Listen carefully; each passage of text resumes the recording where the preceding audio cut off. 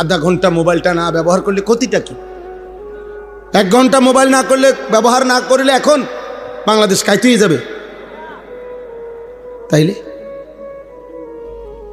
কিছুটা সময় যতক্ষণ পর্যন্ত এই বড় মোবাইল থেকে নিজেকে আলাদা না করা হবে, যার মধ্যে আমাদের সারা পৃথিবী বিখ্যাত শেখুল ইসলাম আল্লামা তাকি উসমানী দামাত বারাকাতুহুম তিনি ফতুয়া দিয়েছেন, এই বড় মোবাইল দ্বারা যে গুনাহ থেকে মোটেই বাঁচতে পারে না, তার জন্য এই বড় মোবাইল ব্যবহার করার কোনো অনুমতি নেই।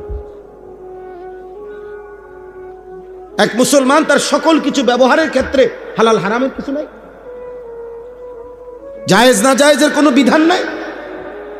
আমার মন চাইলেই হলো। আল্লাহ আমাদেরকে হেফাজত করে। আমরা স্বপ্ন দেখছি, এই শক্ত কথা, এই কঠোর, এই ধমক, এর বিনিময়ে উদ্দেশ্য ঝগড়া করা না। আলহামদুলিল্লাহ একটা স্বপ্নে আছি, স্বপ্নটা হলো আগামীর পৃথিবীতে ইসলামের বিজয় হবে, আগামীর পৃথিবীতে কালেমার পতাকা উড়বে। ষড়যন্ত্র যেমন খুব গভীর, ইনশাআল্লাহ ইমানের বিজয়ও খুব কাছে।